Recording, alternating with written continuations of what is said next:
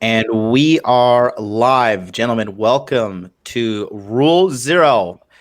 Today, we're going to be talking about have women ruined marriage? So we want to talk about what's going on today with the marriage, particularly in the United States of America. And this is all based upon a study that happened recently by Cornell University. Today, I am joined by the man, the myth, the legend, none other than the non-self-proclaimed godfather of the manosphere, Emperor. I'm going with Emperor. Yes. Mind Führer of the manosphere. Master of mankind. I will take that. We've got the best hair in the manosphere, Troy Francis, the newest man on Rule Zero, a great addition. We did a wonderful interview on my channel here today. We've got Ryan Stone. He is in the middle of doing some renovation, so he is not able to broadcast his lovely face, but he will be with us via voice. And we've got our youngest member of Rule Zero, Jack Napier, broadcasting live from his room. He just got done doing Red Mornings with Ryan. Gentlemen, welcome to the show. How are we all doing today? Good. All good. In the chat, let me know, do you prefer my Kefya and Efyal or John's bandana? I actually got that here. Bandana for life. We're going to talk about what's going on today in the United States with marriage rates. So let's just jump right into it, shall we? Let me share my screen and get you this article that we have that we're going to be talking about today.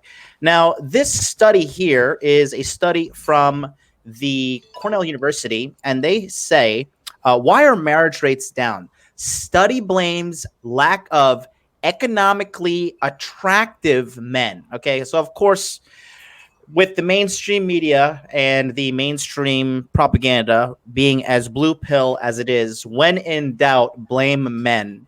So that is the situation here. And apparently, what's going on is that women are complaining, as usual, saying that men are not making enough money. They are not economically attractive, right? And what this all ties into is basically the median salary in the United States of America at this moment.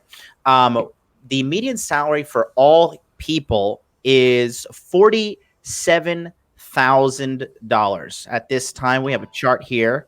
It is $47,000, and women are declaring that a man who makes $47,000 is not as attractive for them and their taste, and therefore they are blaming men.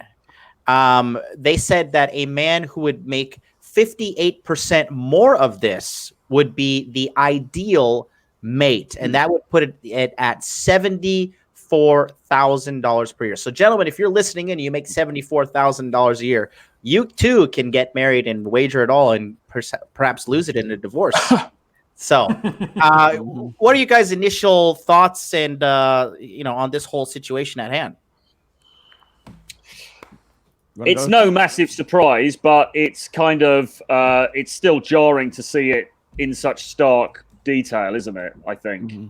But I think we're all aware of the fact that women desire, in terms of long-term commitment, guys who are more powerful than them in all sorts of ways, including financially. So from that point of view, it's no massive surprise. But it's a little bit galling that guys are being blamed for this, though. It's sort of like, women are saying we want to get married and we can't get married because you guys have spoiled the party. So what are you going to do about it? It's interesting is there was this, by the way, there's the latest post I put up on my blog on the Rational Mail is about this. It's called Unmarriageable. We'll look at that later.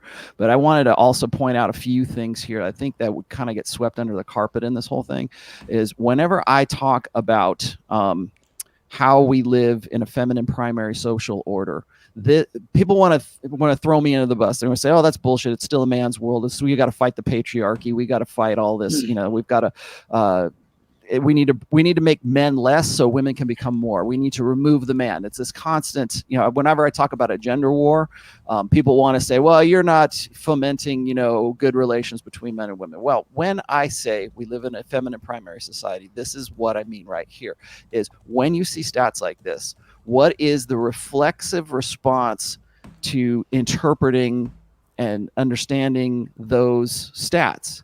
It's always done in a feminine primary way. So it's not, wow, maybe women are too full of themselves. Maybe women have too high expectations. Maybe women actually believe, maybe, feminism has promoted the idea that women are entitled to this guy who makes 58% more than they do and also looks like the hot fireman in the fireman calendar as well.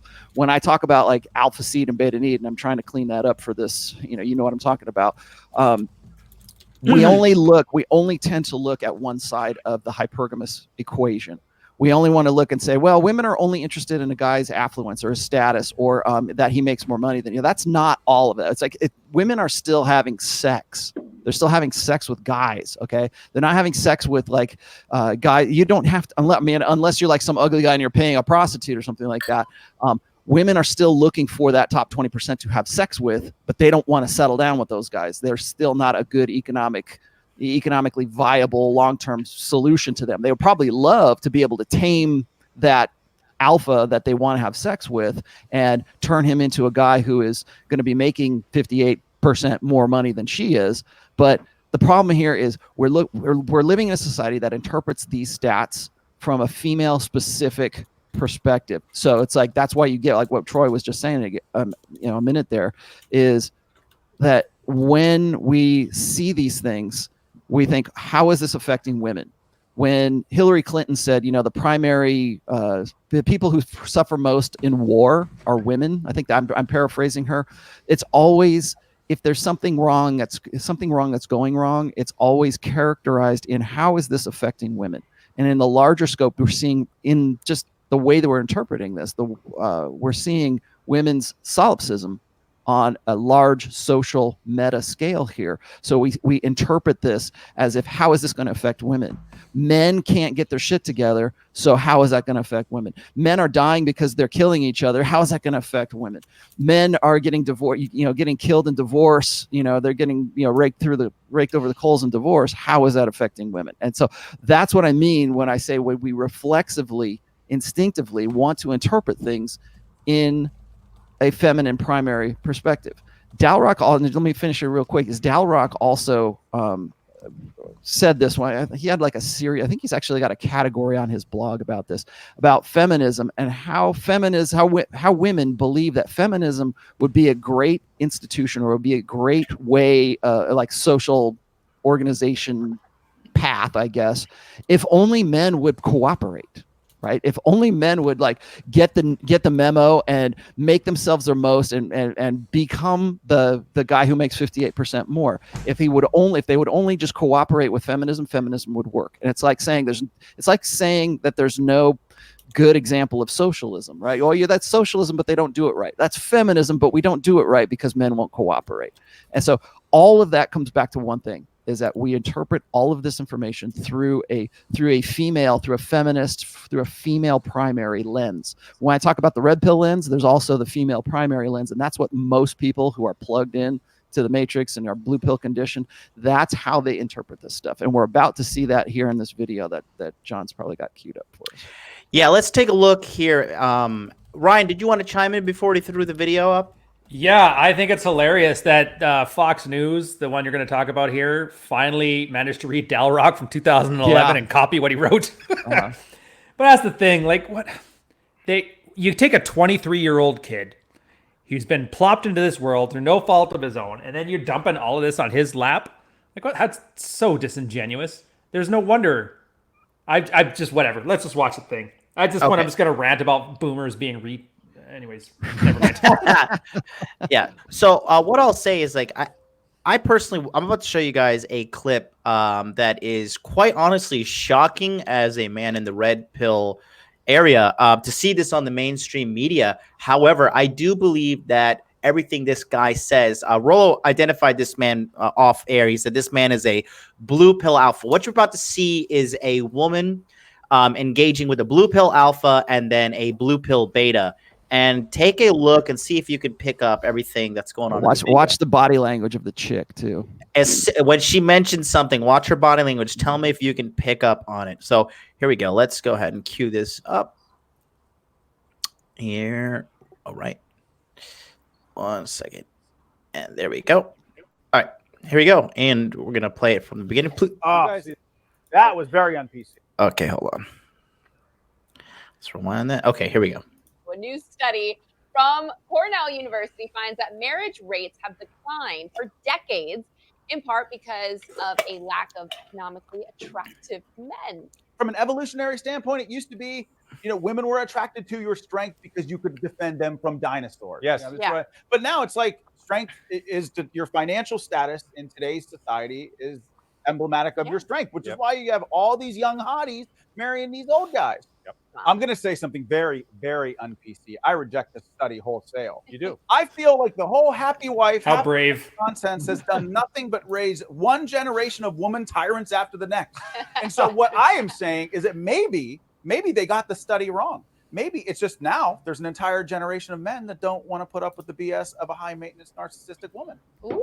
There you go. So you think the guys are I totally do. foregoing. I'm telling you right Women now, being when choosy. I look at, I've already have one failed marriage, and I've been there, I've done that. But I look at women on Instagram when I stumble across their pages, and the number one thing that turns me off the most is all the duck-billed selfies. Yeah. The narcissistic duck-billed selfies. I would say that men don't want that. Men want a woman that's more secure in their position. Men want a woman that is strong. Maybe they don't need the recognition of others to feel beautiful and secure. I was attracted to a duck in the past.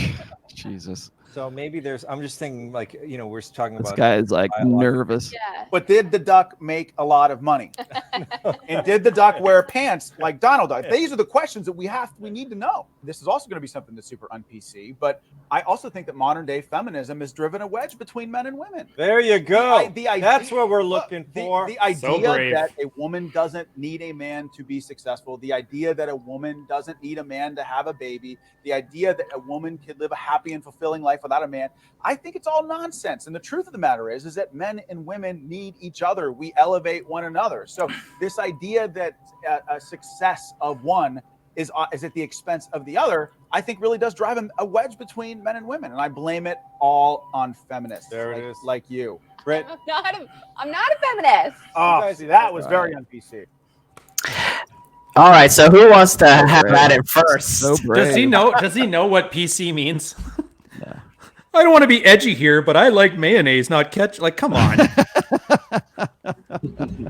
So first of all, I was going to say is MGTOWs are going to love this, okay? Because there was that one GSS study about how like guys between the ages of like 18 and 29 were having like 3 times less sex than they did like a decade ago. Or there was like guys who are basically, if you're 18 to 29 and you're living at least the United States, I think you're not getting laid, but women are getting laid. And I forget what the actual multiplier was, but it was something like 3 times or 4 times, something like that. But so women are actually still having sex. It's men who aren't having sex. And when those numbers came out, MGTOWs jumped all over that, and they said, "Oh, this is confirmation. This is guys we're the resistance. We're resisting having sex with these women. Like they're proud of the fact that like, well, we're finally winning out, guys. The message is finally getting through." And I think we're doing our part, and they're not having sex now. Right, and that's going to be exactly. We're doing our part by doing nothing.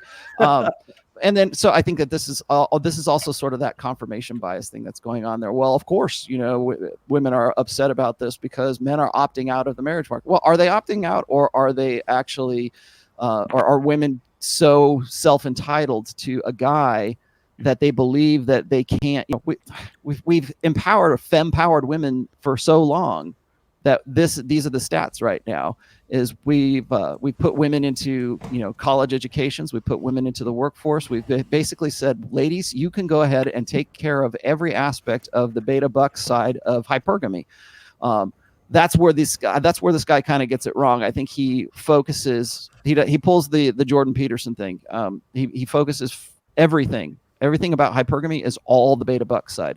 So the only guys who are ever going to get laid are the guys who are going to make 58% more than women are, and that's not true. The guys who pay taxes are the only ones worth it. Right. Exactly. There's your boomer. Damn you, big government. Yeah. Also, I mean, there's I think we focus too much on that, because if this guy really wanted to be edgy, he would say, hey, look, women are still having sex with alpha guys. They're still focusing on that top 20% when it comes to like satisfying the alpha fuck side of hypergamy. But they're still holding out because they can do that, because they don't have to worry about looking for a guy or settling on a guy who makes less than 58%. And so when women are constantly focusing on that, they do. They feel entitled. They think that nothing else will do unless they've got a guy who is above them in some way, shape, or form, whether it's dominance in the bedroom or it's dominance in the staff room, that kind of shit. The bank. Yeah, the bank. The pooper. And Ty, I think that a lot of people in the I don't know, the men's self-improvement sphere, if you will, a lot of people are just they're endlessly chirping the doom and gloom. Everything's fucked. We're all fucked. Everything's terrible for the future. But I think that, quite honestly, I think that men are waking up. As you guys know, I have a little mini presence on Twitch, and Twitch, the average age of the user is far younger. And I was talking with some on Discord. I was talking with some kids who are anywhere between 18 to 21 years old. And these kids, these are just like your normal kids, kind of, little, wear glasses, little skinny little kids, kind of nerdy kids, right? Average. But even these guys, they know, like, dude, if you get married, she's going to take 50% of all your assets. You definitely shouldn't do that. And these kids were like citing stats about marriage and citing stats about how they don't want to lose all their assets only for just some sex. And I think that we are entering a new area of just human existence in the United States, where thanks to the internet and widespread availability of information used to come from the TV. Boomers used to worship the television as the all-knowing, all-seeing information source. Now the internet is literally unbridled, unfiltered information, and I think guys are just wisening up to the fact that women are the ones that are initiating the divorce, that B, the court system is extremely biased in regards to giving the children to the woman, even though psychologically speaking, all the studies say that it's like literally the worst thing you can do for the kids. And then C, also the financial side that the court, the burden that the court puts on the man. So all these kids are waking up. These are kids 18 to 21. At 18 to 21, I was playing Yu-Gi-Oh! I was, going out to clubs. I was partying, doing the whole 9 yards. I wasn't citing stats like this. These kids are way more red-pilled at this young age than any other generation before. So I personally am optimistic about the future. Do you think that is, does anybody think that's misplaced or foolish optimism? What do you think? I think it's really hard these days to keep anything secret. And like you say, I mean, the whole power of this space has been men sharing experiences, and many men sharing experiences anonymously as well. So they haven't had to worry about, what their colleagues are getting. Because I think before the internet, it was very difficult for guys to share this kind of information, partly because we didn't have the scale, and secondly because many things you wouldn't necessarily want to admit. You wouldn't necessarily want to admit that you had, your wife had cheated on you, or that that you tried to go for this girl and she'd gone for the class Chad or something like that. Guys wouldn't want to talk about that because it's a pride issue. But when you've got the anonymity of the internet, guys have been able to talk about this stuff, and it's blown everything open.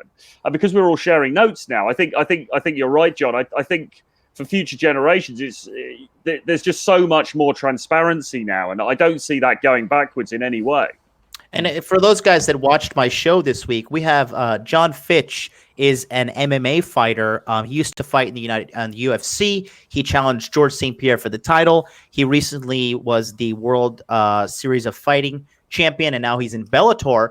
And he came on to my show. This is a mainstream media celebrity. Came on my show and openly talked about his journey to the red pill, how he read The Rational Male, how he got divorce raped, and how he is now doing very well on the sexual marketplace. We'll just keep it at that.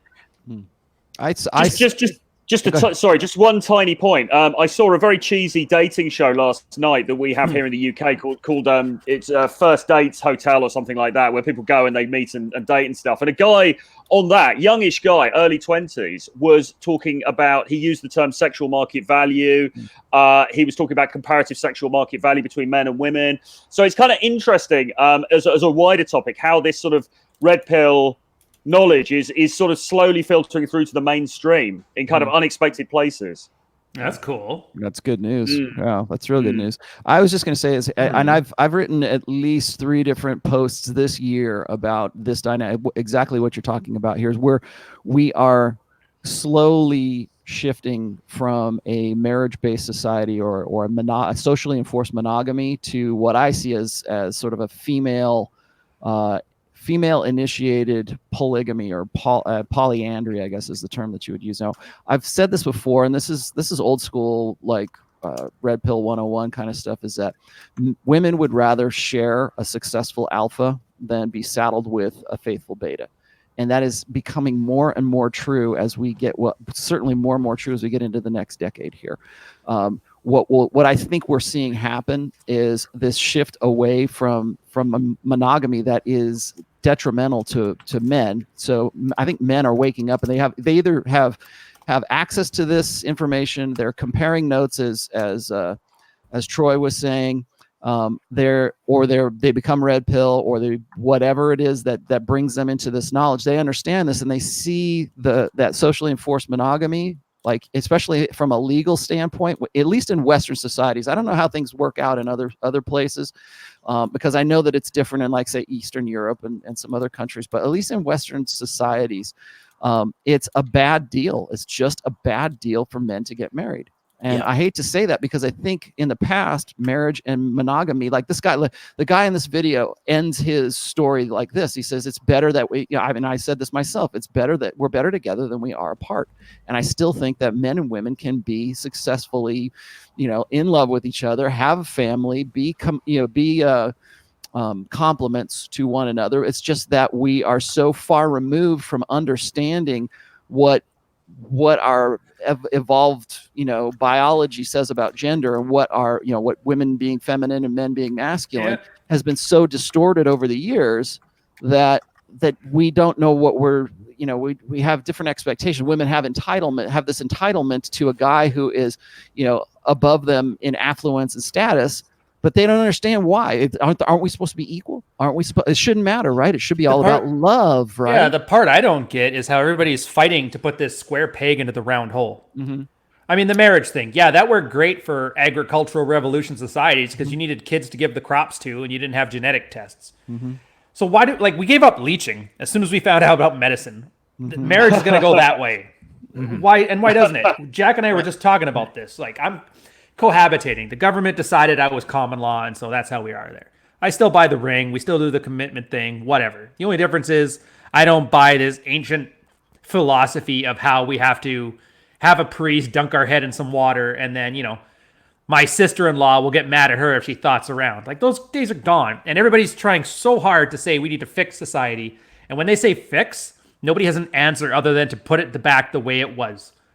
Yeah, and I would say this, ultimately, I do believe I think marriage is a good thing. Now, before you guys fucking rip my heads off in the chat, I was going to say. Hold on.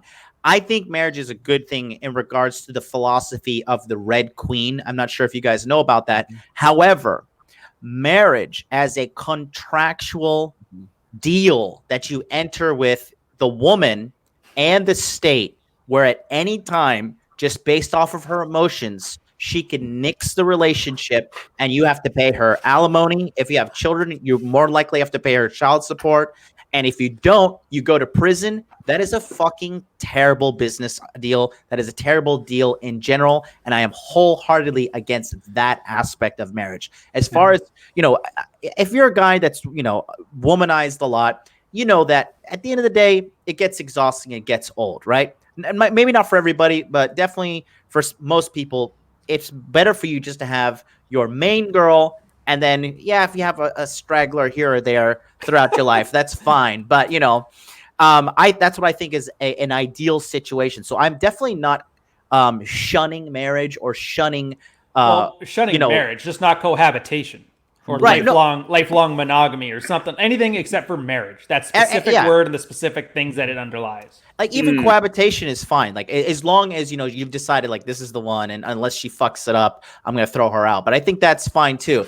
But so I don't want to say like I just like think like just I know I say it all the time, but I'm like I mean ejaculate and evacuate on the hose. The ones that are not worthy. If there's a girl that's cooking and cleaning and massaging you and taking care of you and has your needs at the front of her to-do list, that is an asset that every man should have. If you're an alpha man and a man who's like trying to build a business, trying to build his own life, trying to start a career, or if you're a man on a mission. But if you're just kind of floundering through life and you're just doing things on your own thing, I mean, then yeah, that probably wouldn't fit into your business model for life as well. But ultimately, I would say that as a contractual agreement, I'm a 100,000% against marriage. But as far as like having female companionship, lifelong wise speaking, I don't think that's necessarily a bad thing. Yeah, the way we do it is bad. I think that in as an institution, I've said this before because people get confused because I've been married for 23 years and I have what I think most guys would consider an ideal marriage. If they wanted to get into a marriage, if things were going to work out for them, like with one woman, that's the kind of relationship that I have. And yet here I am, telling guys don't get married. It's a bad deal for you. If I were to find myself single or widowed or whatever tomorrow, I would not get remarried because the way we do it now is just way too dangerous. Now, the institution itself is great. I think men and women, again, we're better together than we are apart. I think we are complements to one another. If you look at even just the evolutionary biology of the way men's brains are wired and the way women's brains are wired, they are complements to one another. And I think we're better off together. Great.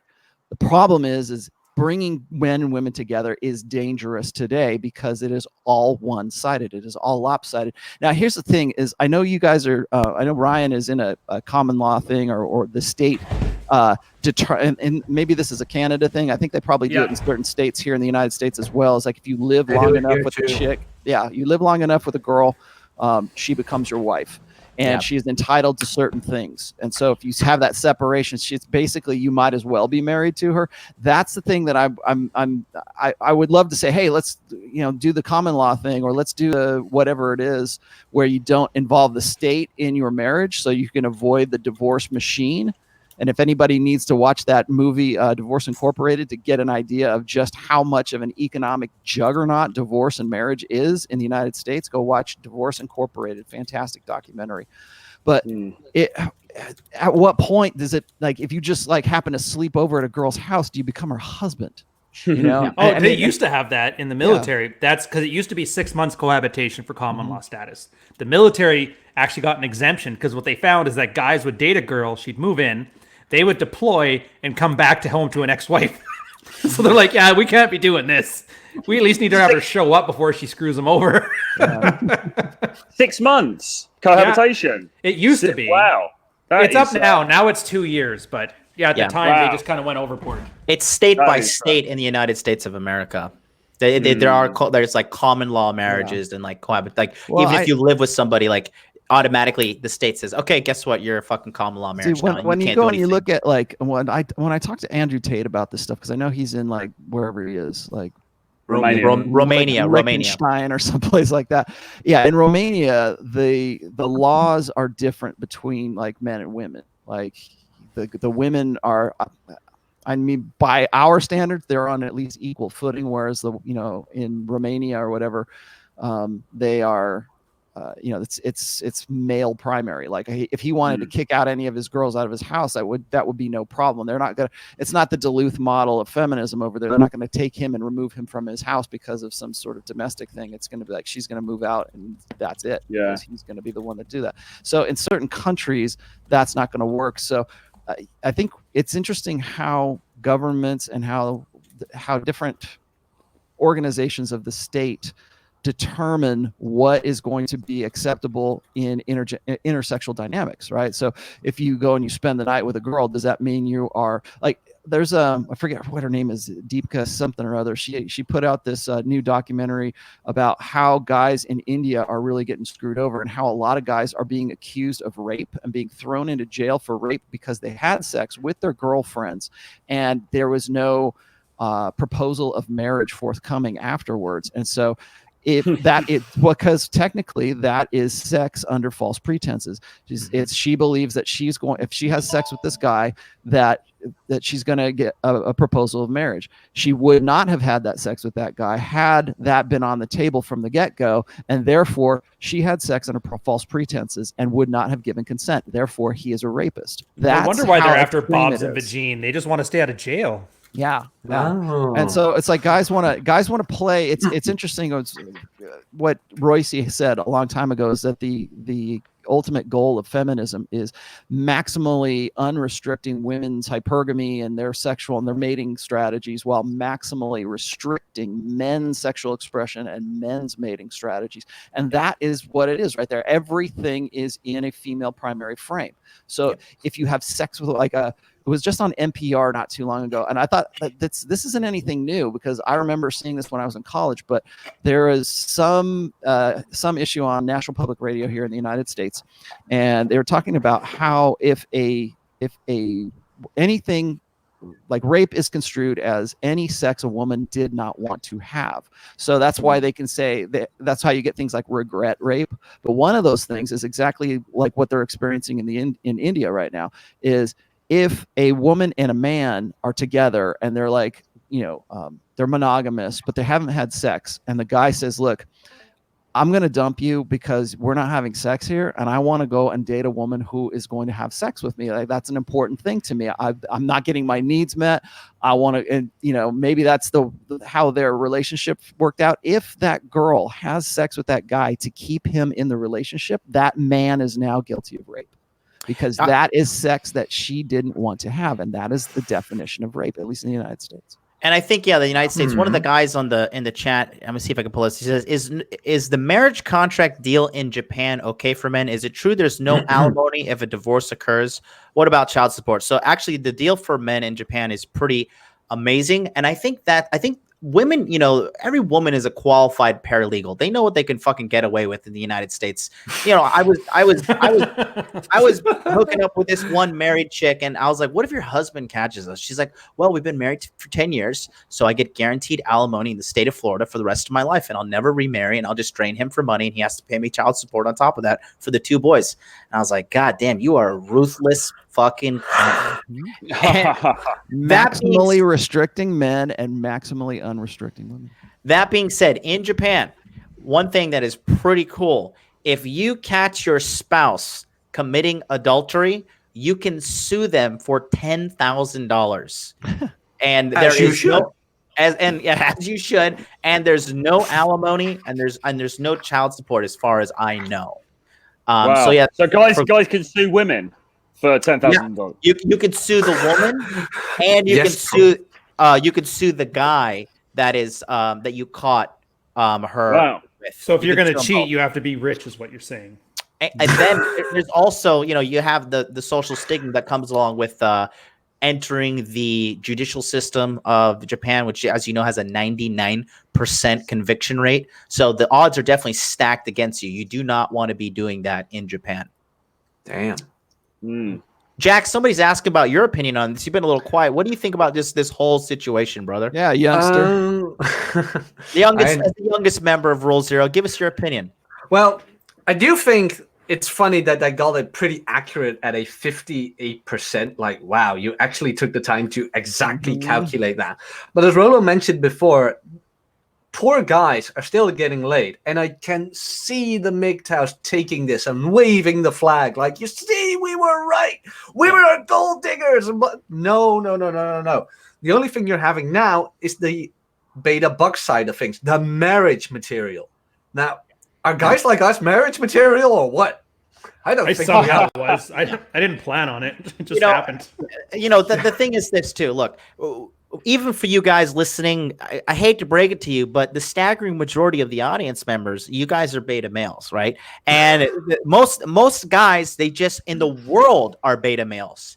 And if you have never been with a woman who would do anything for you, I'm talking about give you her credit card, pay for your cell phone, clean your house, all this stuff, but you're a guy that's like, you know, an ambitious alpha male, you're trying to go somewhere, or you're just a reckless shithead, right? These two things are all you really need to get tons of women. I mean, Rolo, you were broke as fuck, but all you owned was like a guitar, and you were having threesomes, right? Yeah. Well, that was back in my 20s right there. And that's why I like a lot of the stuff that I talk about when it comes to understanding hypergamy from like both sides of it. Remember, hypergamy is dualistic in nature, right? Alpha fucks, beta bucks. So I had back in the day when I was, I don't know how old Jack is, but when I was around 22, 23 years old, that was when most of my notch count happened. Okay. And it wasn't because I earned 58% more money than the girls that I was not. You don't have a $3 million house, Rolo? No, I did. You know, and let me tell you, I had the single bedroom apartment in North Hollywood with the, you know, the big giant spool was my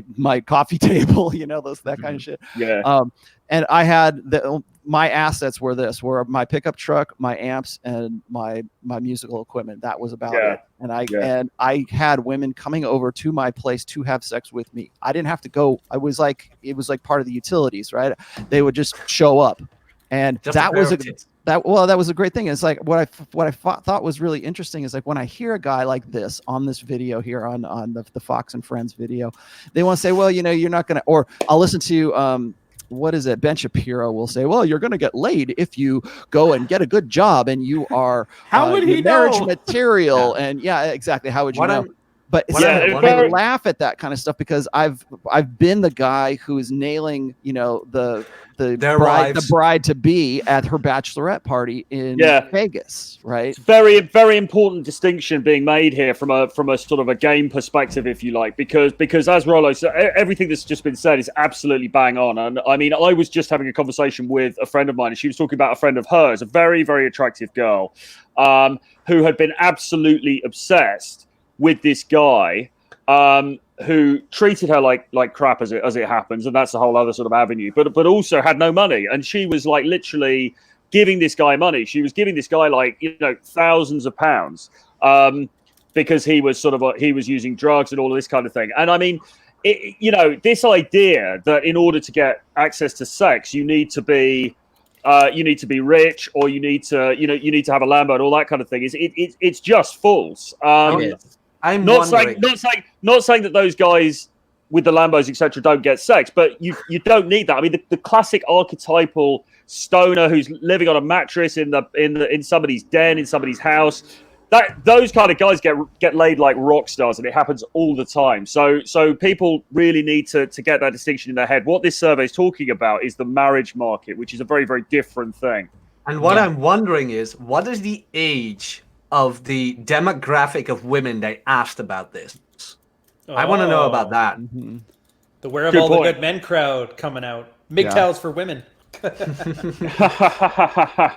Let me ask you this. Let me real quick. So Ryan, Rolo, Troy, and, you know, Jack, I don't know if you have any consultation clients yet, but how many of you guys, because I've had guys that are literally millionaires and earning upper six figures, coming to you absolutely sexually frustrated because they cannot get women. How many of you guys? I have tons of those. Mate, I was out with a client this week in London. Very well put together guy, early 50s, very high earner, professional guy, very well put together. And he'd actually been married, and his wife had cheated on him, and now he's back out in the marketplace, and he's looking to meet new women. And you know, with guys like that, I mean, he had a very expensive watch on and everything. And with guys like that, you almost have to say you need to tone it down. You know, you need to not play the. You need to get away from the sort of like I'm a rich, successful guy kind of thing, because that's not really what's turning them on a visceral level. You know what I mean? Absolutely. Absolutely. If you had to bet, if you're a guy in the audience, here's the deal. If you had to buy a Rolex, or you had to go get jacked and 10% body fat to get sex, 10% body fat jacked is the way to go every single time. Just on a visceral level, like there's certain things that women are just, you have to realize, guys, we are animals, okay? And there are rules to this attraction game. There is study after study that shows guys with more muscles who have higher testosterone levels. For you guys that know who've been in shape and who've been out of shape, you know, when you're in shape, you're just sharper. You have that edge. You just know, like, you know, I'm just the man, and then the women can feel it on you. And that's why when guys get into a relationship, they start slacking off, they stop going to the gym, they stop pursuing their business because they have an heavy influx of sex from the woman. Then guess what happens? Then her eyes start to wander. Then she cheats on you with what? The guy that you used to look like, the guy you used to be like. No, not even that. See, that's one of my clients. He came to me trying to save his marriage when she had already dated Soccer Chad. He wasn't even better. He was just different. And the best thing for him, it wasn't his money. He was like a surgeon. It wasn't his money. It wasn't the abs. He just got out of his own way and started approaching women fearlessly. It is amazing. He was the guy who did the Jordan Peterson. It's my high school sweetheart, my end count of 1. Once he just stopped treating women as these fancy unicorns, stopped treating life like it was risk, and just walking up unapologetically wanting to have sex with a girl before he got to know her. He's like, he knocked out 10 girls in the first year. He's like, oh my God, was it really this easy? I'm like, yeah. All you have to do is try. You gotta try and not care. You gotta have something on that initial drive, man. You gotta have that. There has to be that arousal cue. I mean, and he'd never show off his abs. He would never talk about his job. I actually had him specifically go out with no markers for either of those things. Go out in a sweater and don't talk about your job. And he still managed to lay slay. It was just literally getting out of his own way. One of the guys that he actually was, I would call him a success story. It's a really good friend of mine now. He came to me after his divorce and wanted to get back into the dating market and all that. And the guy was in really good shape. He was a personal trainer too. And he'd been married for a while, and let's just say more than 20 years. And so he got out of this relationship, and he was trying to get back into Tinder, you know, how come these chicks they don't look like what their pictures are on Tinder? And so we're trying to sort that out. And so I'm looking at some of his pictures and like what he's putting out there. I'm like, dude, you're a good looking dude. Don't like sell yourself as if you're like these women's dad, you know, because the guy was like 50 something but it was in really great shape. And he showed me this one picture of him with his back. Like he had no shirt on and his back was, and he was kind of looking over his shoulder kind of thing as he was going across a crosswalk or something. That was just like a real quick, you know, casual impromptu picture. And I go, use that. And as soon as he used that, where it was kind of like sort of distant and he was just like had his back to, I mean, that's a pickup artist technique, is to put your back to a woman, and so that you can test whether or not she wants to turn you around to get to you. So I said, use that picture, and that increased his return rate like immeasurably. I mean, that's when he started to see things happen a little bit. And when you use basic like carnal, feral, you know, evolution or whatever you want to call it, you use those cues and those prompts, that's what women respond to. And so when you get a guy like this, or you get a guy like Ben Shapiro, you get a guy like these guys who think that it's all about affluence, and like the first thing that this guy says in this video is that it used to be men's physique and their protection and their dominance that was what attracted women. Now that is translated into their earning capacity. Completely false. Completely false, because he doesn't understand that there's two sides to hypergamy. There is the side where a kid like me, and you know, a 22 years old who has a look and is really playing the character that these women want to have sex with. I don't have to have any of that. I don't have to have my drapes don't have to be from Bed Bath & Beyond. Okay. I don't have to have like this nice little, you know, everything, you know, the temperature in the room doesn't have to be whatever, you know, all this stuff that like guys in sexless marriages will tell me, like, she won't have sex with me unless the planets are aligned, you know, Venus is aligned with Pluto and the humidity in the room is at certain degrees, and you know, and all this stuff that they have to perfectly coordinate for their wife to get in the mood. Oh, and I have to do the dishes too while I'm at it. I'm like, there are guys like I say, the surest way to find out whether your wife or your girlfriend or whoever, the girl you're charging, thinks you're a beta or thinks you're alpha is she making rules for you? if she is breaking rules to get with you, if she's like, she doesn't care that, you know, the temperature in the room is not what it should be, or she doesn't care if you're in the car, she doesn't care wherever you are. She just, the urgency, that sexual urgency is right then and there.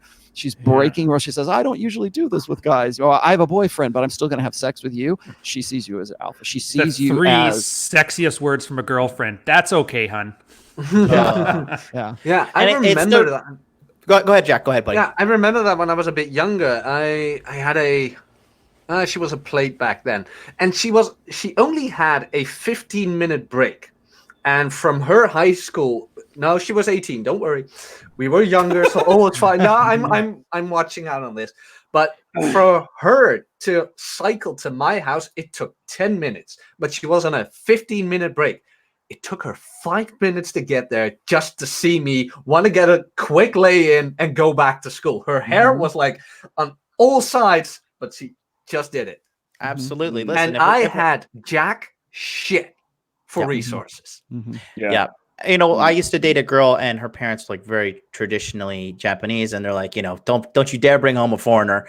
And then she was like, she told me, she was just like, listen, if I had to choose between my entire family and you, I'll choose you every time. I broke up with her later. But anyways, I didn't keep her. But it just shows you that this is also across the board. All globally speaking, all women are the same, mate. All women are the same. All body language that you see, that you read on people is the same, and sexual desire is the same. You know how many girls that like, because you know, in Japan, guys are typically skinnier. You know how many girls when I'm in the bar that just look at me like, oh my God, you have such nice arms, you have such nice chest, like to touch you, and they like to, you know, be around you. And when you're a lot physically larger than people, you know, women are women like to feel small. They want to be with the man that makes them feel small because they feel protected. And these are all universal indicators of attraction that any man, if you're listening right now, that's what I'm telling these guys. Like, you know, all you guys saying like, well, you know, I need to have a job and I need to be the lead singer of a band and I need to be 6'5". No, you don't. No, you don't. You can play the bass. The gym is the great equalizer. The gym works real good. The gym is the great equalizer. You know, you go to the gym, you make sure you get in really good shape. It does something you on a visceral level when you get your testosterone levels up, and then also you learn game. You know, these two things will. Most men are such ego-driven animals that they turn their nose up at the game, like, oh, I don't need to learn game. You know, I've got this. I've figured this out. And then a lot of guys, $3 million house is game. And a lot of guys, they don't want to go to the gym as well. But if you could do those two things, I'm telling you, you'll have women lining up to marry you. Believe you me. Yeah, but it's whether you want to get. I mean, getting married is a stage further, isn't it? It's whether people watching this actually aspire to that anyway. I mean, just in terms of the actual visceral thing of getting laid. I mean, if you can, like you say, going to the gym is 100%. You know, guys need to do that. That's 100% better than wealth. But if you're able to use game to communicate sexuality, to exude sexuality when you interact with a female, then that's going to override everything, because this is about arousal. This is about getting her aroused so that she wants to fuck you. And it's not about trying to impress her with these kind of external things. Do you know what I mean? And once that bit is done, then after that, you know, maybe you'll start to see her, maybe start to get in a relationship with her, and she probably will want to marry you further down the line. But, you know, it's igniting that arousal in the first instance. And you don't need money for that at all. In fact, money can sometimes be detrimental to that. Yeah, and then also, you know, this is like the guy who you see who he's a little fat, he's a little out of shape, right?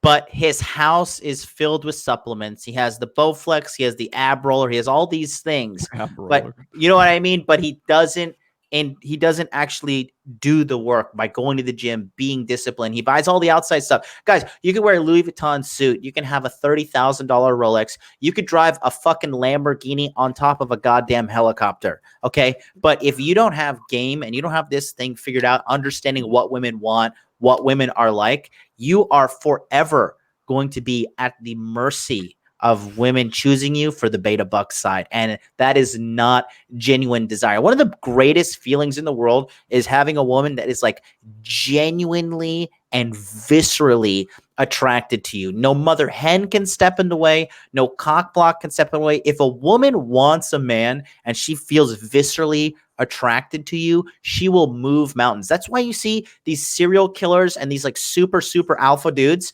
have women writing them love letters, have women posting their bail bonds, like selling their houses and liquidating everything for the man. It's not because, oh my God, this poor innocent woman, she's a victim to this big bad guy. It's not like that. She is making a choice and she is being driven by her DNA because she's just like, please put babies in me. Put babies in me. I need this DNA. And most of the guys, let me just say, most of the guys, especially nowadays with testosterone levels dropping and guys, quite frankly, being the biggest pussies in the history of humankind. I mean, that's why a lot of these guys are sexless dorks, is because they're just not checking the boxes that usually were checked by our ancestors. I mean, Rollo, I remember we talked about this a while ago. You were obviously you're in your 50s now, so you have seen what's happened in the generation. I think like the peak masculinity, like the peak testosterone was the 1980s. I think like when Arnold Schwarzenegger was on movies, Sylvester Stallone and Rambo, you had Action Jackson, you had Bloodsport, Jean-Claude Van Damme, all of these things. Rocky Balboa, to now everything is like girl power, feminism, like the Transformer movies with the robots. They were just talking about how they wanted to. I think maybe it's Disney wants to do a remake of Rambo. Of the Princess Bride, and of course the joke automatically is, does Princess Buttercup go and save Wesley and Inigo from the evil six-fingered man, or what? It's like because there's this presumption that it's always going to be this gender bender, like that's the new thing. And I'll tell you right now, is if you go and you look at some of these, if you look at, I'm just started beginning to see people do this, but if you see people who push back on this, if you see like guys leaning back to this traditionally masculine role, you're gonna get shit from mainstream society, of course, but those are going to be the ones that people are going to want to see. Those are the ones that are going to be successful. Remember when they brought back the Roseanne Barr show, on ABC, until she like mouthed off, and she got drunk one time and then started mouthing off about racist shit or whatever. But prior to that, when they brought that back, that was the #1 show on ABC. Because it pushed back on the narrative and everybody wanted to watch. It was huge. It just like the popularity of that show just skyrocketed. And I was never even a fan of it really when it was in the 80s, but it was brave enough to push back on the social justice narrative that's going on right now. And it was the #1 show. Now, of course, ABC was just waiting for her to like implode, which she did. And notice how quickly they dropped that show. They just said, you know what, we're not going to try to end it. We're not going to try to get our writers to end the show. We're just going to kill the show outright because they wanted it gone, because that's their narrative. But if you push back against that, I think guys will be more successful going forward. And I think there's going to end up being a pushback at some point. I think right now, what you were saying, though, before, John, about how we are at a kind of a turning point right now where we're shifting away from socially enforced monogamy into something else. I think that's one of the reasons why we see this rise in popularity in poly. I think that like most beta guys, if they can't get laid, they see poly as a means, as an adaptation, as a reproductive adaptation. If the only way that they're going to get sex is to live like a beta male primate and bring resources and have sexual access to that woman when she's in her down cycle, and then allow her to go fuck alpha males on the weekends with their girlfriends on a Vegas trip, then they're going to be okay with that. That's how you get guys who are like, you get more beta males who are focused on one woman in a poly relationship. Now, I'm not saying that all relationships are like that, but it also serves a woman's interest. If you're talking about, like, you get women today who they can't find a guy who makes 58% more than they do. You can't find a guy who is economically attractive, but we can find a guy, a bass player in a band somewhere who still is fun to have sex with. Well, then later after I'm done, I'm going to go back to my job and I'm going to live my own life, because she's already got that side of hypergamy taken care of. What we're looking at is women accepting that. They're accepting the fact that some guys are for sex and some guys are for resource transfer. And so how do we go about establishing a sociosexual order where that's acceptable, where that's okay? How do we do that? Poly. How do we do that? How do we get it so like women who don't want to have anything to do with that 80 to 85% of guys who they deem unattractive? How do we like keep them at bay? How do we keep them away from us? Me too. How do we keep them? How do we keep these guys in their lane? How do we keep them from approaching us? How do we keep the creeps away from us? Well, we establish laws that make it like impossible for these guys to learn game and to come and approach us. Or I was thinking, give them bathwater with hep in it. Yeah, exactly. So how do we? So we establish social conventions that keep the creeps away, where the same social conventions allow women to go after the top 20% of guys, and it's okay. How do we do that? Poly. That's one way to do it. That's why I wrote these recent articles about men's paternity and how we have decided that men knowing or making sure that the child is theirs it's first of all, it's an evolved instinct. It's an evolved need that men have, but socially we kind of condition that out of men. So it's okay if women use their mating strategy for cuckoldry. Like, I want to have the alpha male's babies, but I want the beta male to take care of them, because the alpha male can't do that because he's still busy fucking other girls, right? And he doesn't have that money. He's a poor bass player in a 1-bedroom apartment, right? Right. How do I have his children, but I get the beta male guy at 30 years old to commit to me and to help me raise the alpha male's baby? How do I do that? Well, we make it socially acceptable. We say the guy who's the stepfather is the hero. He's the guy who stepped up instead of being the stepfather. He's the guy who we're going to pat him on the back for being the beta and being okay with raising another man's child. So we change the social order, and that's what we're seeing right now. We're changing the social order from socially enforced monogamy to poly, to different forms of poly, and we're going from open hypergamy to open cuckoldry right now. And how do we do that without pissing off men? How do we do that without triggering that innate evolved instinct for paternity? How do we do that? We make it so that they're conditioned from a very early age by the blue pill to give up any claim they have to their own children. And even the new Rambo has it.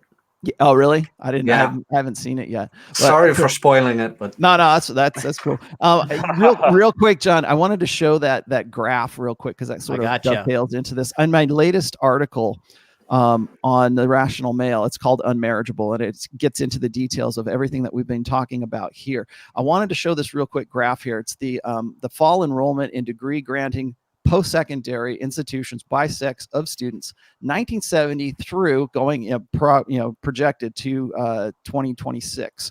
Look at that graph for females right there as opposed to males. So you see men drop, they don't see any point in going to college, and maybe they're right about that. Now, if you follow guys like Aaron Clary and these people getting into these paying good money for degrees that they're never going to use, or guys who are saying, you know what, it behooves me more to get into starting my own business, or maybe it's just like, I don't want to have to, I don't feel the necessity or the incentive to get married, so why would I bother? Whereas we teach women this fempowerment narrative, we give them Title IX, we give them all of these benefits and these special dispensations in college, in education. So yes, of course, they're going to be the ones who are going to be earning the most post-secondary degrees.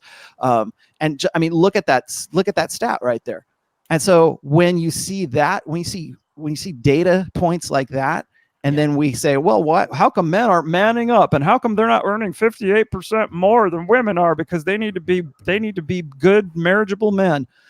There it is, right there, black and freaking white, right there in front of you. So when those went, and here's the other thing, one other thing I don't think people, and I didn't actually put this in the I'm just thinking of this now. I didn't put it in the article, but those women, most of those women are taking out loans and are going to be saddled with student debt that they themselves are now going to have to pay, because the men that they will be getting into a marriage with are not going to be available for them to help them with that student debt later on in life. Dude, you cannot understate that. That is huge. Because you're going to have at least, from what I'm looking at here, if you take this from 2000 up on onto 2026, you're looking at a debt load all and look at the what 60%, right? 60% of women are going to have a student debt load that is in excess of $100,000 to get a degree that they probably won't use. But we teach women that this is the source of empowerment. This is what makes them a strong, independent woman. And so when you have this, and you got guys who are just saying, you know what, fuck it, I don't want to go to college. What's the point? I don't want that debt load. Of course, they're going to be unmarriageable. And now you got men who have one more incentive to stay away from women. I'm not going to be the guy that's going to, I don't make as much as you. You think you're better than me because you have an education, and you think you're better than me because you make more money than I do. Why? What's my incentive to want to marry you to help you pay your student debt, so that you can be the person who looks down upon me? Why? It's clever though, isn't it, Rollo? Because remember when the dowry used to be the chick's family would give you money to marry her? Mm-hmm. Now you got to pay her. Yeah. I've been on dates. And that's student debt load. That's not credit debt that goes along with that as well. I would say this too. I would think that it's something like, honestly, I mean, you guys know how I feel. I'm a proud chauvinist, and I just think that these bitches are just dumb. I mean, I think guys are just. I think guys are wising up and knowing that. Also, I feel you, John, but like they're also sold a bill of goods. They're sold the They have their women have their own blue pill, and that is feminism. That is 100% the fempowerment narrative. It's and think about it. Of course, you're going to see stats like this when like everything that they've ever known from the time they were 5 years old watching a Disney movie was the world is yours. You can do whatever you want to. You're a strong, independent woman. You don't need men. Well, and the girls cut down the competition. Yeah, cut your hair; it'll look great. Yeah, eat that donut. You'll be hot. I've been on dates with girls like these. They're like, I study this and blah blah blah. And strong, independent woman. And I was like, okay, you're paying drinks. Have fun, Mrs. Strong, independent woman. And all of a sudden, all of that left. All of a sudden, it wasn't strong, independent woman anymore. All of a sudden, it's no, you have to pay because you're the man. I thought you went to college and were successful, were strong and independent. Oh no! Well, and you also have to look at the data, and I don't have them on hand, but you also have to look at the data points for when a woman makes more money as she out earns her husband. You look at the correlation between divorce and how long those marriages last. And it's especially stark when the two marry and the man is making more, and then for whatever reason the woman gets her degree or whatever, and then the wife gets her degree, then she gets into the workforce and she's making more, and the guy that she was with, who was a great catch for her in the beginning, now starts to look like less attractive because of the guys that she's now in the workforce with. Why is she going to show respect and put her husband as the head of the household in her marriage when she's working with guys who out earn him, who are higher status than him? You look at the divorce data that goes along with women out earning men, and that's one more thing that you can add to why it seems like guys are just giving up. They're not giving up. It's that women are so far out of their realm of just this entitlement narrative that they have, that they've got to be with a guy. Yeah, and I got you right here, Rollo. 33% more chance to get divorced if she out earns the husband. Yeah, but I'm wondering, and I've been wondering that a lot about this: is that truly only the money, or is that betification by 1,000 concessions? Like she's earning more, things like that. So he's doing more chore play, things like that. Yeah, it's the guys who their only value they have is provision. So when you take away that, then he's got nothing left. He's got no game, nothing. Yeah, you put a guy with game on there and the office people, higher status, blah, blah, blah. Have you been to an office in the last 10 years? Yeah. If you could hold your own in a conversation and wear a 36 or lower belt buckle, I guarantee you can AMOG everybody in that office. Yeah.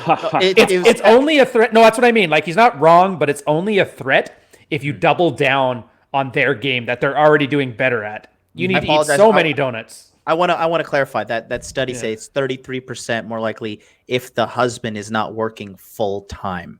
But I can pretty sure that what Rollo said as well. And then so that really goes against this idea of an egalitarian marriage. And so when I get guys, and particularly from the MRA side of things, they want to believe that everything is 50-50 and it's even Steven, and it shouldn't matter if you earn less because it's all about the compatibility between the people and all that. And yet we see statistically, and we see personally, and we see social convention wise, that women want a guy who is dominant. They want a guy who is above them in status. Even if the guy's not earning money, she still wants him to earn more money. She still wants him to outclass her in some way socially, because that is part of because the association women have with men is part of that ego investment. Is a part, like it's part of themselves.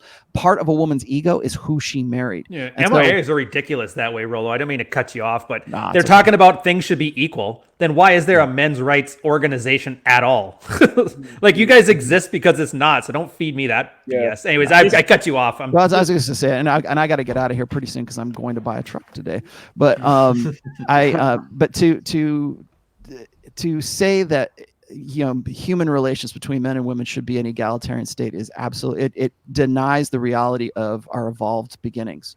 And the next post that I'm going to be talking about is in my next essay is I'm going to be talking about how guys seem to think, and maybe this is sort of like the woo-woo magical side of things, but people seem to think that we have, as human beings, because we have free will, because we are in some way evolved above our base instincts, that we should be able to have egalitarianism. We should be able to be rational agents. We should be able to sit across the dinner table from our wives and say, it shouldn't matter how much I make money, how I make, because we have an egalitarian relationship, and you should love me irrespective of what I bring to the table. It's an interesting point, because this all kind of gives the lie to the sort of the tradcon, sort of purple pill, sort of woo-woo type side of things as well, doesn't it? If you guys just align your energies, if you just check her MBTI before you guys get together, if you just align your chakras, that is all going to be wonderful. And yet a study like this in black and white really sort of like, you know, sort of undermines that, doesn't it? Because what this is basically saying is, well, hang on a minute, there is hard data here that suggests that, amongst other things, if guys are less financially powerful than the women that they're married to, then that's going to have a detrimental effect on the marriage. And I wonder how some of the woo-woo guys would come back at that. Would they say, well, actually, no, if you just check the energy, if you just check the vibrations between the two of you properly, then this stuff shouldn't come into play. Clearly, that's false. Clearly, this stuff is, and as Rollo said, I mean, we are still subject to our natural instincts. Yeah. We're still subject to the ways that we are still 99% of us as human beings is still stuck in the age of, you know, the hunter gatherer when it comes to. What's annoying is that the sort of the purple side of the argument will say, well, no, that's not the case, because we can rise above it. And we're better than that. We're not animals, right? And people love to buy into that. But I mean, my feeling on that is always, well, okay, even if with the best will in the world, you make a decision that you as an individual are gonna rise above that, in inverted commas. Mm-hmm. It takes two to tango, and you're going to get married to somebody who is a woman who is subject to all of these societal, you know, pressures and influences that we've already discussed. Yeah, it doesn't say. I don't see how you could just say rise above it, because you've got to. You not only do you have to rise above it, but also you have to trust. Yeah, and a woman will. Yeah. Well, wish in one hand, shit in the other. See what fills up first. That's exactly right. And if you can drop 20,000 to buy a coach to get your chakras in line, you can at least get your wife to fuck you, right? Yeah, right. Or you can go pay a hooker to do it. No, and all of that, just what Troy was saying, comes back to this universal belief in the blank slate that, and this is particularly true of beta guys, certainly tradcon guys, certainly purple pill guys, is that women are the equals of men. That we have because we have the same potential, right? We should all be able to rise above. We all have free will. Women should be held accountable for their own actions. You got guys that will say that, you know, we've had that discussion before, like, do women have actual agency, like moral or otherwise? Do they have agency? Guys will want to believe that they do. They want to believe that women are just co-equal, co-rational agents as they are. So they should be able to sit across the table and have that discussion as equals, like, because we've all risen above our instincts, but yet we still see stats like this. We still see women saying, you know what, I don't want to get married because that dude he is not my equal. He is not my they'll say it, they'll put it in those terms too. They'll say he's not my equal, although what John was just saying is you've got to be 58% better than she is. So that's not an equal right there. That's somebody who is above you. And I'll leave you guys with this, is that a woman cannot look up to you if she's your equal. She cannot be you cannot be the dominant guy. You cannot be the one that she wants to please, that she wants to have genuine desire for, if she is your equal. You have to be somewhere above that. And so to say that that we're not animal. I'm not saying, like, people will say, well, what do you roll is just saying that all we are is animals? No, get that goddamn binary bullshit out of your head. Okay. Are we animals? Sure. Are we a little bit more than animals? Yes, absolutely. But that doesn't mean that our instincts and that our primal selves aren't important, and that we're not subject to those influences. And I think it's a much healthier position to work within those dynamics, those primal dynamics, as well as be the guy who wants to, paint a masterpiece and be this higher order kind of being, but also still embrace that animal nature. Because I'll tell you what, I am very glad I have an animal nature when I've got, the weight of a small car on my back in the squat rack. Okay. I'm glad I can tap into that. Now, if I'm just this evolutionary, being that risen above all of that, why go and do any of this? Why go to the gym? Why go and try to do because you've risen above all of it, and you should just have this connection of souls. And it's like, it's bullshit. But I see it much more healthy to balance it out between our animal nature and our higher order nature. So I'm done. I got to go, guys. I'm leaving you with that. Dude, buy yourself a Toyota Tacoma and live stream a rant about hypergamy in it. That'd be awesome. Yeah, I'll do it at night in some abandoned parking lot somewhere too. Nice. Did you know there's murderers over there? Jesus, angry. All right, guys. I'm out. I'll see you Post later. it on Twitter. Post Good it on show. Twitter. I will. All right, guys. Bye. Bye, Roller. I'll see ya. The one thing I like, sorry, John, I know you're going to cut in there. Just go ahead. Everybody keeps talking about this as the top level thing. Keep it small. What's in it for me? If you can't answer that question with a course of action, don't take it.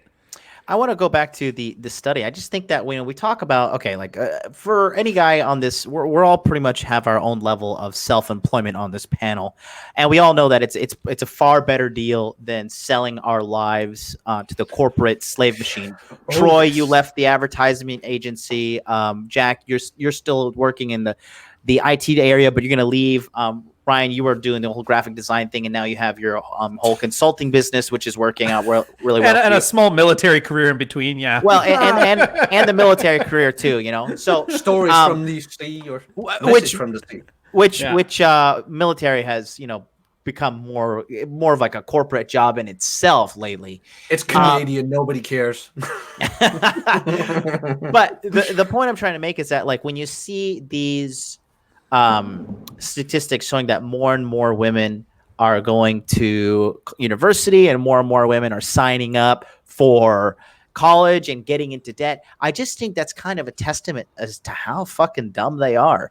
I mean, I just think guys are just wisening up and realizing, okay, in 40 years I can go. Now here's the thing. If these women will do that, and they will get their degree in, like, feminist gender studies or, empathy as a communication source. I saw that on a recent Democratic thing recently. Some woman, like, textbook feminist, she had like tattered teal green hair. She's like, I'm getting my master's in empathy as communication or whatnot. And very obviously very useless degree. And if you go down the charts and just see, like, what degrees men get versus what women get, and which degrees earn more money versus which degrees earn less money. I mean, it's almost a joke to, like, read how much debt women will get into in order to get a menial slave wage job, to be miserable 20 years down the road when she realized, oh my God, all those dicks I sucked and all this debt I got into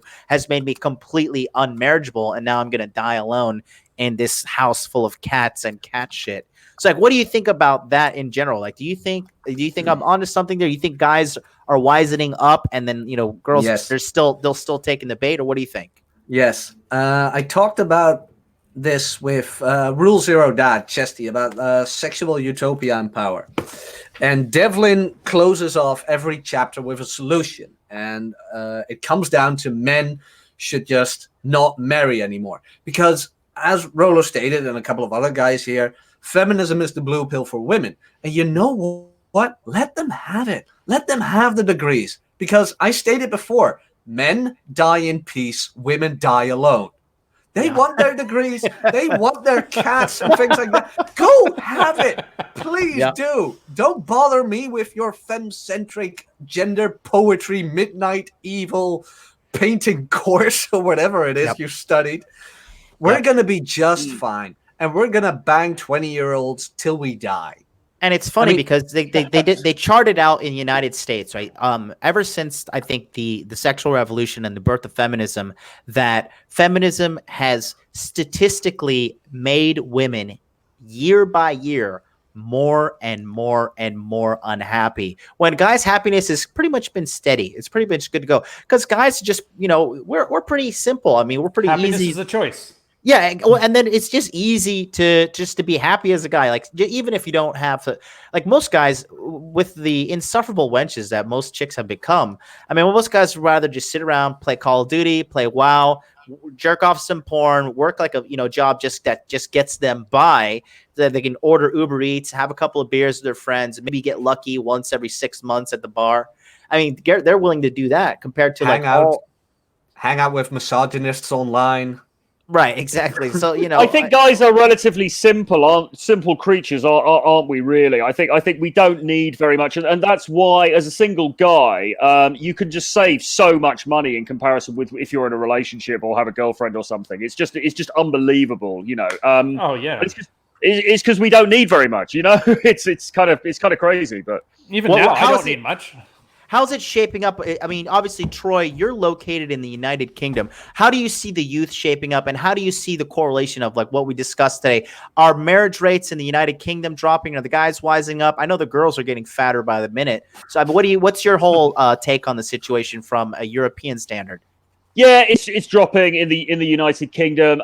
As I say, I mean, like it was kind of strange to see on a mainstream dating show last night somebody talking about sexual market value. So I think this kind of thing is seeping through. I think guys are sort of starting to understand it. But I mean, don't get me wrong. I mean, there is still if you work in sort of a mainstream environment in London, for example, which is where I'm located, there's still a very strong culture of marriage. It's expected that people are going to get married, a certain age, going to get married, going to have kids, blah, blah, blah, have a family, go and buy a house with a white picket fence. So that kind of thing is still the dominant narrative without a doubt. But I think people are in the background starting to sort of, I think guys are starting to sort of pick holes in it now and starting to see that narrative may not be as perfect as they've been led to believe. What about up there in Canada? I mean, you're basically America's little brother, but are you guys kind of following the same path, or what's going on? Yeah, it's weird. I notice most guys my age and younger have had their childhoods just decimated by divorce. And so most guys just aren't doing it. And the ones that do are the ones that decide they want to be better than their parents were. So they're kind of like doing it to prove them wrong. Having said that, I actually, in my real life, my friends are mostly Chads. They're pulling it together pretty well, but we still got a few gong shows. The common law thing is picking up steam. People are just living together and not getting married, and they're doing the same thing that they would have otherwise. So other than the legalese behind it, like human interactions haven't changed too much. Having said that, in the city, it's amazing how much soy are. Like, these guys are lucky my woman keeps me loyal, because I would just run train on all their 25-year-old girlfriends, man. We got a super chat here. He says, how would you recommend a man settle down and have kids? I see Roosh V trying at 40. It's a nightmare. 3 to 4 years, and it's bachelor mode, fellas. Advice, cheers. So I want to clarify on that, then I'll let whoever jump on it next. First of all, I don't think Roosh V ever really figured out women. He may have figured out the approach and may have figured out how to get sex, but he never figured out how to be a man, how to be a leader, and how to really attract a quality woman. Because if you're a guy, like, let's be honest, every man on this panel has a one, bottom bitch, right? And the way you're able to attract a woman that wants to stick around you, I'm pretty sure none of you guys are begging your woman to stay with you, but it's probably it's probably the other way around, right? Am I getting close? You're not wrong. I can't even talk to her girlfriends without her freaking out. God bless Roosh and all his psychotic breakdown that he's having lately. But like, the reality is, if you're a man who has truly figured out game, okay, Roosh was just ahead of the pack in regards to digital marketing, getting his stuff out there, and he was good at writing blogs, and he was good about quantifying his thoughts. And he really just scooped the market when it was ripe. But now the fact that you're seeing him having a mental breakdown. I mean, Troy is 45 years old, and dude, you age well. Yeah, Troy's 45 man. years old, and he's not ranting about Christ and having a middle-aged breakdown and freaking out about anything. Yes. So Give it 2 years. Going back to that, because I want to stay on topic. Going back to the super chat, I think that initially Roosh V never had women figured out, because when you have women figured out, you're the one always leaving them. They're not leaving you. And his ex left him. And if you just look at his physical appearance and he's just overall weirdness. You know, if you could read body language and you could read people, like, this is not what normal people do. Normal people do not behave like him. Now, you don't need a course to break down Roosh's weirdness. and answering the question, I'll say this, right? 3 to 4 years in his master mode, I say this: you get red pill awakened. This is what I say. You take the red pill, and then for those guys who actually achieve the game standard that allows them to have sex with a lot of women, you go through a phase which I like to call the red pill gluttony phase. When you have sex with tons and tons of women, this typically lasts 1 to 5 years long. And then after that, you kind of get a little jaded with the whole thing because you're getting so much pussy. You start thinking all women are sluts, which most are. But, you start thinking all these things, and you typically check out, because one of your plates, usually the cream rises to the top, right? The one that wants to stay, she'll stay. She'll start helping you with your business. She'll be folding your laundry. She'll be massaging you. She'll be cleaning your house. She'll lend you money if you need it. She'll put your name on a credit card. She'll put your name on a cell phone. I know, because all of this shit has happened before. So that's what I would say. Like, typically it's an organic thing if you get the women part sorted out. Roosh never had the thing sorted out. He just went to foreign countries. He played the foreign guy game, and he got a bunch of women, or he claims to have gotten a bunch of women. And then he wrote about it, and then everybody seems to deify him. And now he's having this mental public breakdown that we're all comically observing. So what do you guys in the panel? Troy, I'll start with you, then we'll go to Ryan, then we'll go to Jack. How do you think about that question there, Troy? Well, I totally agree with what you just said, actually. I'm just reading the super chat again. How would you recommend a man settle down and have kids? I see Ruth trying it. I've got a lot of respect for Roosh, and I owe him a debt, because I used to work for him. I used to write for Return of Kings, and he gave me a start on that. And I'm really grateful for that. And he's a great writer. He's had some great insights, etc., etc. However, his current sort of incarnation is obviously a bit troubling for all of us really to observe. And I love British understatement, man. Yeah. And I hope, genuinely, I hope he's doing okay. I hope that this is a genuine. I hope he's all right. I hope he's doing all right. But I think, as John's just said, I think if you internalize this stuff, if you learn some game, if you get your style right, if you get your just all the basic stuff, you shouldn't have a problem in finding a woman who wants to settle down with you and be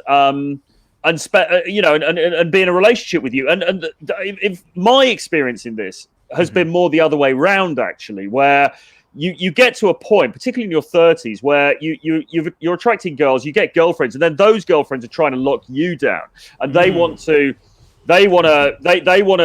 be in a serious relationship with you. They probably want to move in with you. Then maybe they want to have kids with you. They're always trying to move it on to the next stage. And your decision then, as the guy, is, okay, do I want to go along with that program with this particular girl or not? And that's more where you should be. And I would say it's not that difficult. Like guys on this panel have said already, I mean, the competition out there is not that great. You don't have to be, some kind of mega Chad in order to get some girl to want to settle down with you. The decision that you have to make then is, okay, on what terms do I do this? And that's where the legal marriage thing comes in. Do you want to get legally married, etc., etc.? But in terms of actually achieving it, just do the fundamentals, go out there, approach, and you'll get there, man. It's not that hard. It really Ryan, what do you think, bud? I was gonna say the cupcake boss. What does he say? You stole the words right out of my mouth. Grab your crayons, whatever. Yeah, no, it's that. If she's not crying because she doesn't know how to lock you down, if she's not crying because she wants you to put a baby into her, You guys hear the words that we say. I know you've heard before that women are the gatekeepers of sex and men are the gatekeepers of commitment. So what does that mean? That you follow that through, man. That means girls should be fighting for you to the same way you're chasing her for sex, she should be chasing you for commitment. Now, if she's not, and by she I mean at least a few girls, then there's a big problem you have there. There is something about you that is not valuable enough for a girl to want to hitch her wagon to. And you need to do some soul searching to figure out what that is. Maybe it's just your low quality man in top tier, like move out of Morocco, move to Alabama. There you'll be top tier man. Like there's always a choice that you can make to make you the best option of a girl. Yeah. And once you're her best option, or at least her best option right now, she will try to lock you down. And you don't know what it's like until you've left the house with a plate and come home to have her clean your house and make dinner for you because she wants to stick around for the weekend. So Go ahead, Jack. Yeah, Oh, my don't bad. look. Yeah, no, I'm pretty much done. But yeah, so don't go looking for a girlfriend. Go look for girls. They'll look to be a girlfriend. That's their job. Bingo. Jack, you're up, buddy. Go ahead. What do you think? Okay, well, I do think there's something wrong with how he phrases this. What I mean by that, I see Rouge V trying at 40, it's a nightmare. First of all, are you Rouge V? I hope you're not. You're comparing yourself to Rouge. Now, Rouge is a guy who went from PUA to TradCon to neo-masculinity to who knows what else. I love Daybang, don't get me wrong. Old man game, pro game. What laptop is that? I've been looking for a new laptop. Mine is blah, blah, blah, blah, blah. So I really liked his work. I really do. But in the phrasing of that, you're comparing yourself to Rouge. For Rouge, it could be trouble. Might not be trouble for you. Troy's 45. He doesn't have trouble finding a girl who wants to be his girlfriend. Also, mind shift. You're not looking for a girlfriend. No. You're looking for companionship. She's looking for a boyfriend. Yep. If you know what I'm saying. Yep. You have to flip that script. You are the gatekeeper to a relationship. She is the gatekeeper to sex. Once you have sex and you're actually good at it, she'll do her best to stay around. If she's not doing that, there you have your answer. The medium is the message. Right. And then to answer your initial question, I want to go back to it, brother. It says, how would you recommend a man settle down and have kids? You would need to factor in the legal aspects of what could happen to you. You know, you just, as a businessman and as a man who's, watching, material like this, you need to clearly assess the situation. What could happen if everything goes south, right? Secondly, to be honest with you, you typically need to date a lot of women in order to find the girl that ends up being the one that you deem worthy to stick around. I did not meet my little Miss MLD until, I was well over 100 girls that I've been with. I was just, I would happen to been on a just a sexual rampage. She was the secretary at the school I was teaching at, and then I just thought she wanted to jump my bones, but then I found out that she was actually really, really into me, and it kind of just organically happened. So trying to plan it and going about of like, how do I search the right thing? More importantly, what you need to focus on is, how do I become a man that a lot of women want to be with, that a lot of women want to have sex with? And then from there, you have to engage in a long-term filtering process. As Richard Cooper always likes to say, you got to spin the plates and then the cream rises to the top. What that means is the women basically that are willing to put up with your womanizing long-term bullshit and really willing to stick with you, those are the chicks that are worthy of sticking around. Most guys, they throw a ring on the finger of any girl that comes their way because they're just so pathetically desperate, and they come from a scarcity mindset that they just think, oh my God, I better buy this car while it's on the lot now, when they're not even thinking like, oh wait, there's a new model coming out next year and the next year and the next year and every single year until I fucking die. So that's the way you really want to be looking at it from that aspect, my friend. That's what I would say is the best thing to do. I think that's going to do it for us today, guys. I think we've pretty much run this course. Does anybody else want to say something? Ask yourself, what does she have to offer me? Right. Yeah. And so real quick, guys, after this, we're going to do the rule. I have an announcement to make, actually. So after this, we are going to do the Rule Zero after party here on my show. So I'm going to end this stream, and then I'm going to have the call-in numbers set up on the phone line so you guys can call in. And I'm actually going to invite people to be on stream with me. All the members of this chat also are, they're 100% welcome to come on to the show. I have a date. Do you have the date? Okay, well, that's too Sorry. bad. That's okay. I mean, it's going to be fine. But the name of the show, I'm trying to get the graphic up, but it's for some reason it is not working. The name of the show, it's going to be like this for the rest of the duration of Rule Zero. The name of the show is Dude Party. So if you want to be a hot dude and you want to be on the Dude Party show, after this show, we're going to end here. I'm going to take a 15-minute break, and then you will be able to be on Dude Party. Here it is. I got the logo. Okay. So we're going to do this from here on out, and all you guys are welcome. If you want to call in, call in. We're going to talk about everything. And then also, if you want to be on the show, I'm actually going to send a StreamYard link out through the there it is, Dude Party. If you guys also want to be on stream with me and have a conversation and give me your peace of mind, by all means, do stick around. Click that subscribe button. We're going to be going live here in about 15 minutes. Before we finish, I want to go ahead and give everybody airtime to let people know what's going on with you, what's new. Troy, you want to tell these people how to find you and what's going on with you? Yeah, absolutely. So Renegade Playboy is my handle on Twitter. So if you follow me on there, then I kind of announce everything on there. My YouTube channel is rocking at the moment. I'm trying to build up the numbers on there. So do get over and join me on YouTube. I'll drop the URL in the chat. Aside from that, I do a daily email, which is absolutely free. So 5 days a week, email article from me straight to your inbox. You can sign up for that on my Twitter.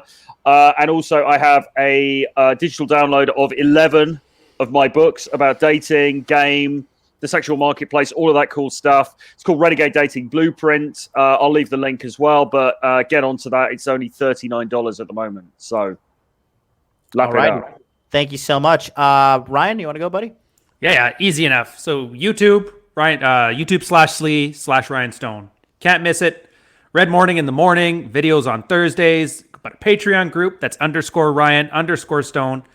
We do a whole bunch of behind the scenes content, about 3 times as much stuff as I put on YouTube. Then there's just the website, ryanstone.com. The blog's in there, the merch is in there, the store is in there, the consulting's in there. Between those 3 things, you're going to find about 99% of what I do. And other than that, just follow me on Twitter and you'll be in the loop on anything that comes out in the future. Okay, Jack. Okay, you can subscribe to my YouTube channel. I will post the link in the chat right now. Please subscribe to it because I have to beat Troy Francis to 1,000. I don't know how far he is now. How far are you? I'm about 880, I think, or something. Oh, damn. 705. So it's a very close. Yeah. It's not even close anymore. But I would appreciate if you'd subscribe anyway. And you can follow me on Twitter at JackNapier368. Then you will be updated on everything I do, and that's about it.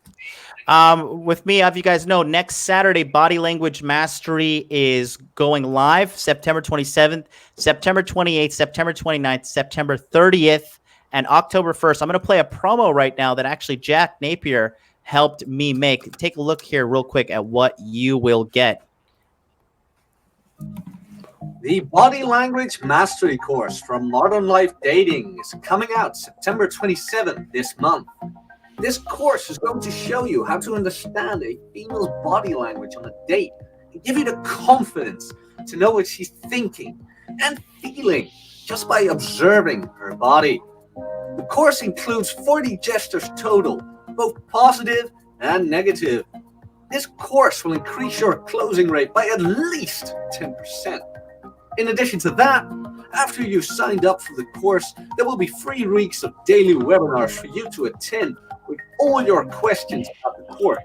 Absolutely free, and that is $1,000 value. And last, you will be added to a private men's only group that will be supporting you as you educate yourself on this journey. There is limited enrollment. That's right. Enrollment will only be one time per business quarter, so you do not want to miss out. Body Language Mastery by Modern Life Dating is being released on September 27th. To learn more, go to modernlifedating.com/body language and sign up for the waiting list, and you'll automatically receive updates about the course and your chance to enroll. All right, so that's gonna do it right there, gents. Great show. That's our boy Jack doing the voiceover. So guys, that's going to do it for us. Thank you so much. I'm going to take a 15-minute break, and then we're going to launch the first episode of Dude Party live here, where you're going to be able to do call-ins. We get to talk about today's show. You get to come on the stream if you want to. Troy, Ryan, you guys are welcome to join if you want. And until then, we'll catch you next week on Rule Zero. I believe we are going to be on Richard Cooper's channel, but the best way to keep in touch with all of us is just to follow us on social media. Again, modernlifedating.com/body language if you want to get on the training. All of these gentlemen will be in the webinars giving one-on-one coaching for 3 weeks with me, absolutely free, included with the price of the course. So you're not going to want to miss out. Until then, we will see you guys next time. See you later. Bye-bye. Bye-bye. See ya.